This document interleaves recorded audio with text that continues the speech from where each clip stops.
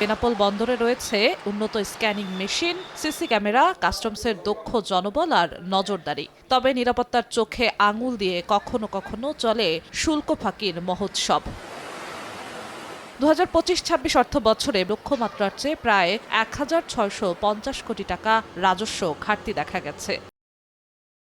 বেনাপোল স্থলবন্দরের তথ্য অনুযায়ী ২০২৫-২৬ অর্থ বছরের প্রথম ৮ মাসে আমদানি হয়েছে ১১,১০,৯০৩.৮১ মেট্রিক টন পণ্য ও রফতানি হয়েছে ১,২৪,৬১৮.৬১ মেট্রিক টন পণ্য। দুই একজন অসাধু ব্যবসায়ীর কারণে যারা সাধারণ ব্যবসায়ী তাদের আসলে অনেক সমস্যার সম্মুখীন হতে হয়। বিজেপি সহ কাস্টম কর্তৃপক্ষ মাধ্যমে আটক হওয়ার পরেও আশানুরূপ তদন্ত না হওয়ার ফলেই রাজস্ব ঘাটতি দেখা যাচ্ছে।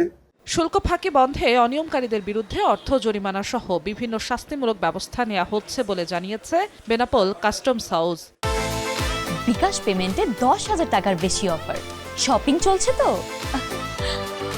ইতিপূর্বে মিথ্যা ঘোষণায় আটককৃত যে সকল কনসাইনমেন্ট ছিল সেগুলো কাস্টমস আইন অনুসারে যথাযথ ব্যবস্থা গ্রহণ করা হয়েছে। গত ৮ মাসে শুল্ক ফাঁকি সহ নানান অনিয়মের অভিযোগে বেনাপোল বন্দরে প্রায় অর্ধ শতাধিক চালানে অনিয়ম ধরা পড়ে। সময় সংবাদ, বেনাপোল।